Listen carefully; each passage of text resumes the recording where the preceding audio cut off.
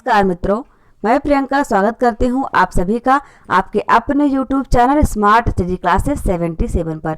मित्रों, हमारे चैनल के माध्यम से आपको तैयारी करवाई जा रही है NTA net JRF target batch 2022 की, और उसी क्रम में मैंने यूनिट फर्स्ट के कई वीडियो अपलोड कर दिए। यूनिट 7 लगभग खत्म होने वाला है और आपसे मेरा अनुरोध है कि आप सभी क्लासेस को अच्छी तरीके से देखें, उसका नोट्स बनाएं। साथ ही आपको जो कुछ भी समझ में नहीं आता है आप उसे हमारे कमेंट बॉक्स में जाकर के कमेंट कर सकते हैं ताकि मैं उनका आंसर दे सकूं। आज की कहानी जो है वह है अमृतसर आ गया है, और यह है इसका प्रकाशन वर्ष जो 1973 ईस्वी है। इस कहानी के प्रमुख पात्र सरदार हिंदू पात्र हैं और पठान मुस्लिम पात्र हैं। दो लोग हैं, बाकी अन्य लोग भी हैं जो गौड़ पात्र में आते हैं। और इसके लेखक भीष्म साहनी जी हैं। भीष्म साहनी जी का जन्म हुआ था 8 अगस्त 1915 को रावलपिंडी में, जो कि वर्तमान में पाकिस्तान में। पहले तो ये भारतवर्ष का ही अंग था, आप जानते ही हैं। और उनकी मृत्यु 11 जुलाई 2003 को दिल्ली में हो जाती है, हमारे देश की राजधानी दिल्ली में। चलिए, ये जो है वो आप देखते हैं इनको, भीष्म साहनी जी को। चलिए अब हम आगे बढ़ते हैं। आज की कहानी जो है अमृतसर आ गया। गाड़ी के डिब्बे में बहुत मुसाफिर नहीं थे। मेरे सामने वाली सीट पर बैठे सरदार जी देर से मुझे लाम के किस्से सुनाते रहे।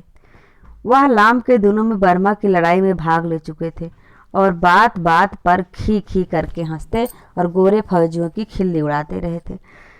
डिब्बे में 3 पठान व्यापारी भी थे। उनमें से एक हरे रंग की पोशाक पहने ऊपर वाली बर्थ पर लेटा हुआ था।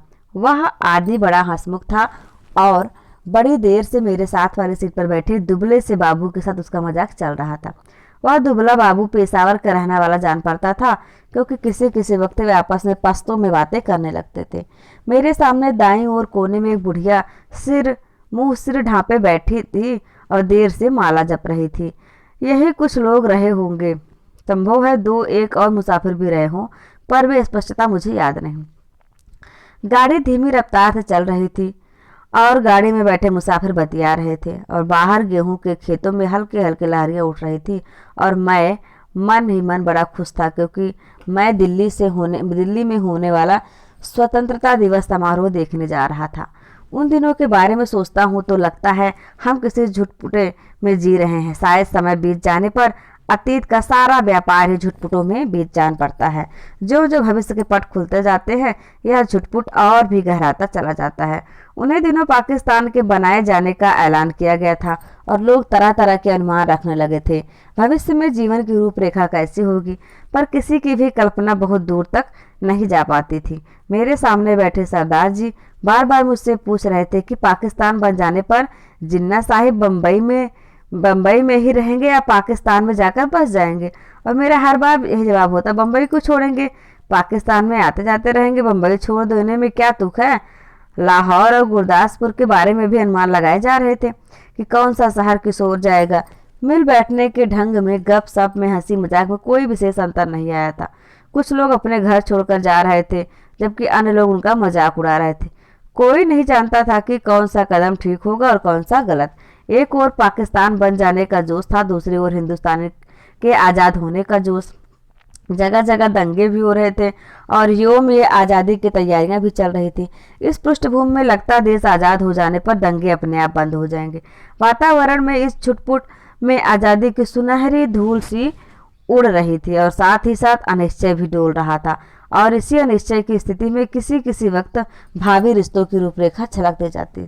शायद जेहलम का स्टेशन पीछे छूट गया था, जब ऊपर वाली बर्थ पर बैठे पठान ने एक पोटली खोली और उसमें से उबलता हुआ मांस और नान रोटी के टुकड़े निकाल निकाल कर अपने साथियों को देने लगा। उबला हुआ मांस और नान रोटी के साथ टुकड़े निकाल निकाल कर देने लगा। फिर वह हंसी मजाक के बीच मेरे बगल में बैठे बाबू की ओर भी नान का टुकड़ा और मांस की बोटी बढ़ाकर खाने का आग्रह करने लगा था। कहा, ले बाबू, ताकत आएगी, अम जैसा हो जाएगा, बीवी भी तेरे साथ खुश रहेगी। काले दालकोर, तू दाल खाता है इसलिए दुबला है। डिब्बे में लोग हंसने लगे। बाबू ने पश्तो में कुछ जवाब दिया, फिर मुस्कुराता सिर हिलाता रहा। इस पर दूसरे पठान ने हंसकर कहा, ओ जालिम, हमारे हाथ से नहीं लेता, ये तो अपने हाथ से उठा ले। खुदा कसम बकरे का गोश्त है और किसी चीज का नहीं है। ऊपर बैठा पठान चाहकर बोला, ओ खंजीर के, तुम इधर, तुम्हें कौन देखता है। हम तेरी बीवी को नहीं बोलेगा ओ तू हमारे साथ बोटी तोड़, हम तेरे साथ दाल पिएगा। इस पर कहा कहा उठा, पर दुबला पतला बाबू हंसता सिरलाता रहा और कभी कभी दो शब्द पश्तो में भी कह देता, ओ कितना बुरा बात है, आम खाता है और तू हमारा मुंह देखता। सभी पठान मगन थे। यह इसलिए नहीं लेता कि तुमने हाथ नहीं धोए हैं। स्थूल का सरदार जी बोलते ही खी खी करने लगे। अधलेटी मुद्रा में बैठी सरदार जी की आधी तोंद सीट के नीचे लटक रही थी। तुम अभी सोकर उठे, उठते ही पोटली खोलकर खाने लग गए हो, इसलिए बाबूजी तुम्हारे हाथ से नहीं लेते, और कोई बात नहीं। और सरदार जी ने मेरी ओर देखकर आंख मारी, फिर खी खी करने लगे। मांस नहीं खाता है बाबू, तो जाओ जनाना डब्बे में बैठो, इधर क्या करता है। फिर कहा उठा। डब्बे में और भी अनेक मुसाफिर थे, लेकिन पुराने मुसाफिर यही थे जो सफर शुरू होने से गाड़ी में बैठे थे। बाकी मुसाफिर उतरते चढ़ते रहे थे। पुराने मुसाफिर होने के नाते उनमें एक तरह की बेतकल्लुफी आ गई थी। ओ इधर आकर बैठो, तुम हमारे साथ बैठो, आओ जालिम, किस्सा खाने की बातें करेंगे। तभी किसी स्टेशन पर गाड़ी रुकी थी और नए मुसाफिरों का रेला अंदर आ गया। बहुत से मुसाफिर एक साथ अंदर घुसते चले आए। कौन सा स्टेशन है, किसी ने पूछा। वजीराबाद है शायद, मैंने बाहर की ओर झांक कर कहा। वजीराबाद है शायद। मैंने गाड़ी वहां थोड़ी देर के लिए खड़ी रही, पर छूटने से पहले एक छोटी सी घटना घटी। एक आदमी साथ वाले डिब्बे में से पानी लेने उतरा और नल पर जाकर पानी लोटे में भर रहा था। तभी वह भागकर अपने डिब्बे की ओर लौट आया। छलछलाते लोटे में से पानी गिर रहा था, लेकिन जिस ढंग से वह भागा था उसने बहुत कुछ बता दिया था। नल पर खड़े और लोग भी 3-4 आदमी रहे होंगे, इधर उधर अपने अपने डिब्बे की ओर भाग गए थे। इस तरह घबरा कर भागते लोगों को मैं देख चुका था। देखते ही देखते प्लेटफॉर्म खाली हो गया, मगर डिब्बे के अंदर अभी भी हंसी मजाक चल रहा था। कहीं कोई गड़बड़ है, मेरे पास बैठे दुबले बाबू ने कहा। कहीं कुछ था, लेकिन क्या था कोई भी स्पष्ट नहीं जानता। मैं अनेक दंगे देख चुका था, इसलिए वातावरण में होने वाली छोटी सी तब्दील को भी भाप गया। भागते व्यक्ति, खटाक से बंद होते दरवाजे, घरों की छतों पर खड़े लोग, चुप्पी और सन्नाटे सभी दंगों के चिन्ह थे। तभी पिछले दरवाजे की ओर, जो प्लेटफॉर्म की ओर न खुलकर दूसरी ओर खुलता था, हल्का सा शोर हुआ। कोई मुसाफिर अंदर घुसना चाह रहा था। कहाँ घुसा आ रहा है, नहीं है जगह। बोल दिया जगह नहीं है, किसी ने कहा। बंद करो जी दरवाजा, यूं ही मुंह उठाए घुसे आते हैं। आवाजें आ रही थी। जितनी देर कोई मुसाफिर डिब्बे के बाहर खड़ा अंदर आने की चेष्टा करते रहे, अंदर बैठे मुसाफिर उसका विरोध करते रहे हैं। पर एक बार जैसे तैसे वह अंदर आ जाए तो विरोध खत्म हो जाता है और वह मुसाफिर जल्दी डिब्बे की दुनिया का निवासी बन जाता है और अगले स्टेशन पर वही सबसे पहले बाहर खड़े मुसाफिर पर चिल्लाने लगता है, नहीं नहीं जगह नहीं, अगले डिब्बे में जाओ। घुस आते हैं। दरवाजे पर शोर बढ़ता जा रहा था। तभी मैले कुचैले कपड़ों और लटकती मूछों वाला एक आदमी दरवाजे में से अंदर घुसता दिखाई दिया। चिकट मैले कपड़े, जरूर कहीं हलवाई की दुकान करता होगा। वह लोगों की शिकायतों आवाजों की ओर ध्यान दिए बिना दरवाजे की ओर घूमकर बड़ा सा काले रंग का संदूक अंदर की ओर घसीटने लगा। आ जाओ, तुम भी चढ़ जाओ, वह अपने पीछे किसी से कहे जा रहा था। तभी दरवाजे में एक पतली सूखी सी औरत नजर आई और उससे पीछे 16-17 बरस की सांवली से एक लड़की अंदर आ गई। लोग अभी भी चिल्लाए जा रहे थे। सरदार जी को कूल्हों के बल उठकर बैठना पड़ा। बंद करो जी दरवाजा, बिना पूछे चढ़े आते हैं, अपने बाप का घर समझ रखा है, मत घुसने दो जी। क्या करते हो, धकेल दो पीछे। और लोग भी चिल्ला रहे थे। वह आदमी अपना सामान अंदर घसीटे जा रहा था। उसकी पत्नी और बेटी संडास के दरवाजे के साथ लगे खड़े थे। और कोई डब्बा नहीं मिला, औरत जात को भी यहाँ उठा लाया है। वह आदमी पसीने से तर था और हाँफता हुआ सामान अंदर घसीटे जा रहा था। संदूक के बाद रस्सियों से बंधी खाट की पाटियां अंदर खींचने लगा। टिकट है जी मेरे पास, मैं बेटिकट नहीं हूँ।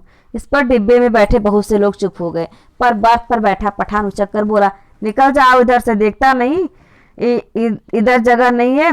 और पठान ने आओ देखा न ताओ आगे बढ़कर ऊपर से मुसाफिर के ऊपर लात जमा दी। पर लात उस आदमी को लगने बजाय उसकी पत्नी कलेजे में लग गई और वहीं हाय हाय करती बैठ गई। उस आदमी के पास मुसाफिरों के साथ उलझने के लिए वक्त नहीं था। वह बराबर अपना सामान अंदर घसीटे जा रहा था और डिब्बे में मौन छा गया। खाट की पार्टियों के बाद बड़ी बड़ी गठरियां आई। इस पर ऊपर बैठे पठान की सहन क्षमता चुक गई। निकालो इसे, कौन है ये, वह चिल्लाया। इस पर दूसरे पठान ने, जो नीचे की सीट पर बैठा था, उस आदमी का संदूक दरवाजे में से नीचे धकेल दिया, जहां वह लाल वर्दी वाला एक कुली खड़ा सामान अंदर पहुंचा रहा था। उसकी पत्नी के चोट लगने पर कुछ मुसाफिर चुप हो गए। केवल कोने में बैठी बुढ़िया कर लाए जा रही थी। ए नेक बख्तो, बैठने दो, आजा बेटी, तू मेरे पास आजा, जैसे तैसे सफर काट लेंगे। छोड़ो बे जालिमो, बैठने दो।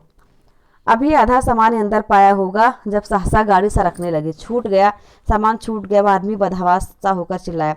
पिताजी, सामान छूट गया। संडास के दरवाजे के पास खड़ी लड़की सिर से पांव तक कांप रही थी, तो चिल्लाए जा रही थी। गाड़ी प्लेटफार्म छोड़कर आगे निकल आई थी और शहर पीछे छूट जा रहा था। तभी शहर की ओर से उठते धुएं के बादल और उनमें लपलपाती आग के शोले नजर आने लगे। दंगा हुआ है, स्टेशन पर भी लोग भाग रहे थे। कहीं दंगा हुआ है। शहर में आग लगी थी। बात डिब्बे भर के मुसाफिरों को पता चल गई और वे लपक लपक कर खिड़कियों में से आग का दृश्य देखने लगे। दुबले बाबू का चेहरा पीला पड़ गया और माथे पर पसीने की परत किसी मुर्दे के माथे की तरह चमक रही थी। मुझे लगा जैसे अपनी अपनी जगह बैठे सभी मुसाफिरों ने अपने आसपास बैठे लोगों का जायजा ले लिया है। सरदार जी उठकर मेरी सीट पर आ बैठे। नीचे वाली सीट पर बैठा पठान उठा और अपने दो साथी पठानों के साथ ऊपर वाली बर्थ पर चढ़ गया। यही क्रिया शायद रेलगाड़ी के अन्य डिब्बों में भी चल रही थी। डिब्बे में तनाव आ गया। लोगों ने बतियाना बंद कर दिया। तीनों के तीनों पठान ऊपर वाली बर्थ पर एक साथ बैठे चुपचाप नीचे की ओर देख रहे थे। सभी मुसाफिरों की आंखें पहले से ज़्यादा खुली खुली, ज़्यादा सशंक थी। यही स्थिति संभवतः गाड़ी के सभी डिब्बों में व्याप्त हो रही थी। कौन सा स्टेशन था यह? डिब्बे में किसी ने पूछा। वजीराबाद, किसी ने उत्तर दिया। जवाब मिलने पर डिब्बे में एक और प्रतिक्रिया हुई। पठानों के मन का तनाव फौरन ढीला पड़ गया, जबकि हिंदू सिख मुसाफिरों की चुप्पी और ज़्यादा गहरी हो गई।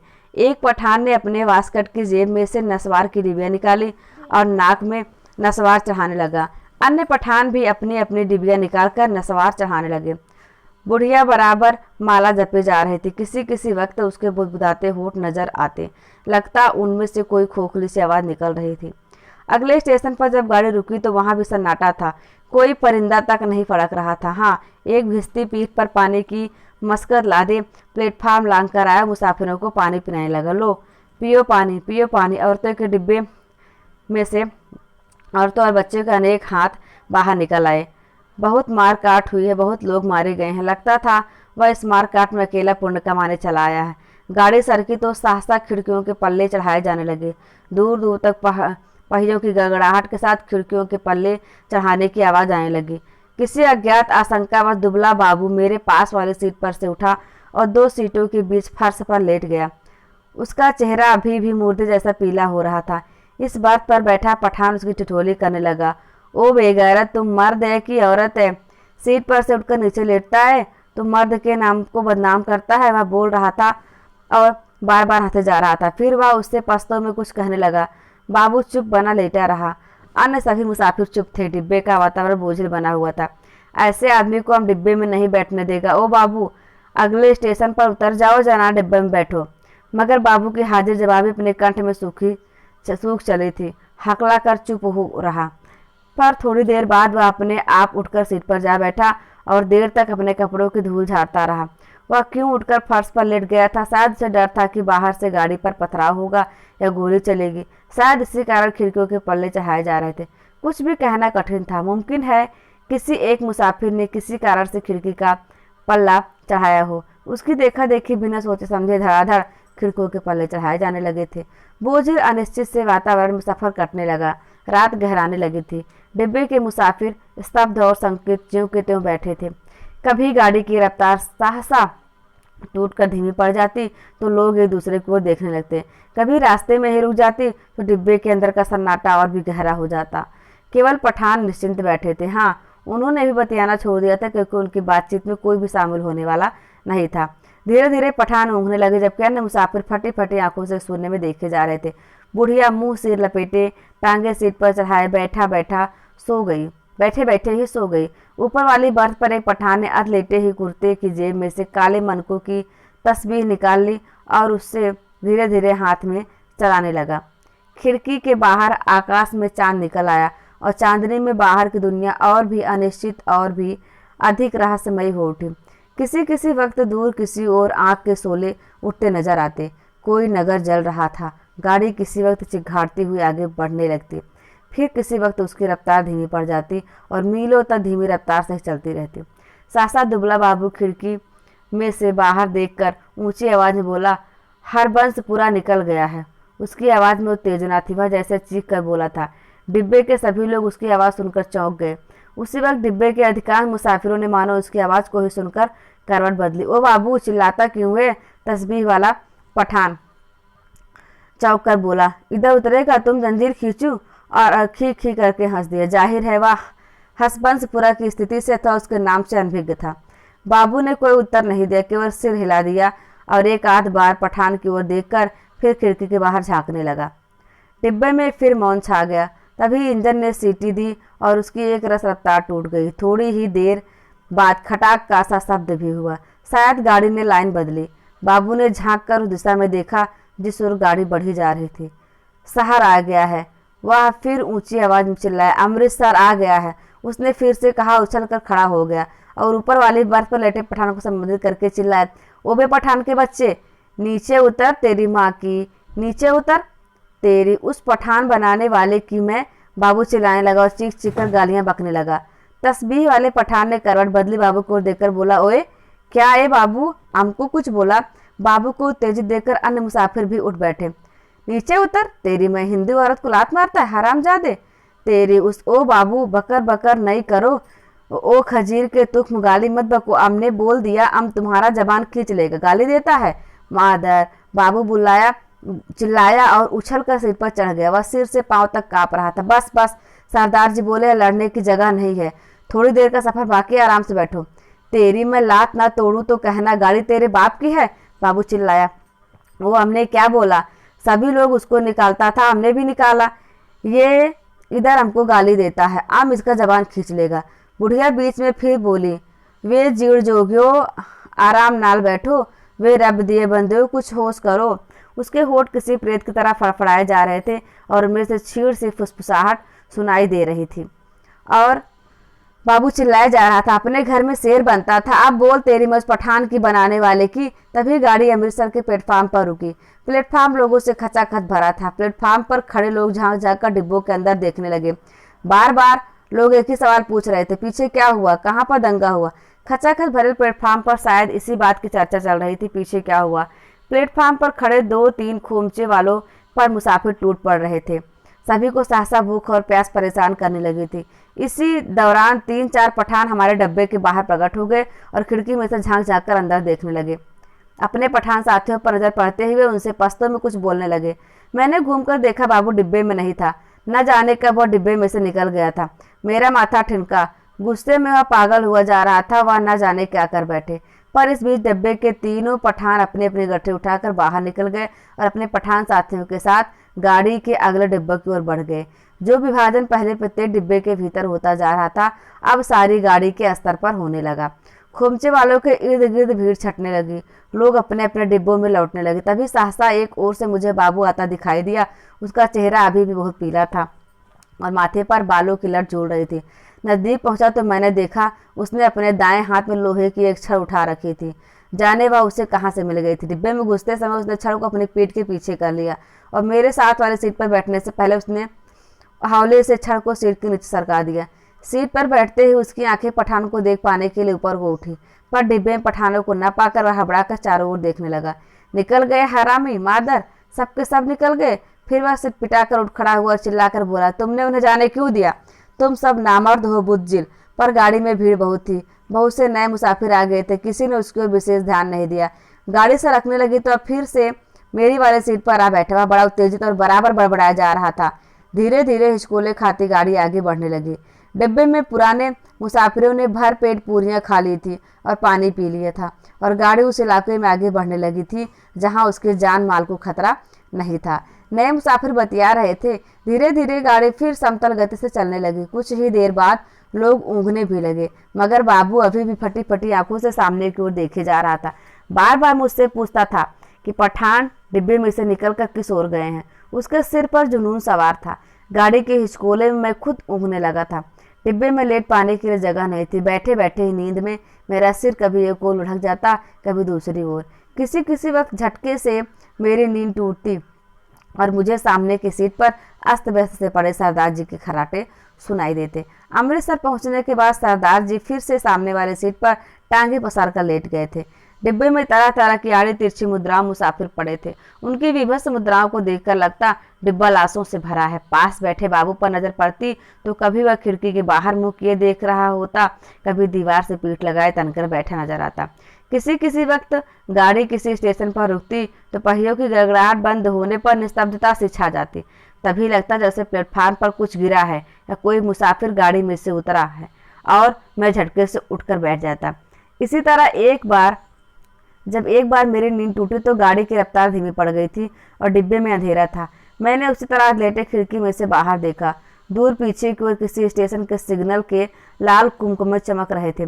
स्पष्टता गाड़ी कोई स्टेशन लांघ कर आई थी, पर अभी तक उसने रफ्तार नहीं पकड़ी थी।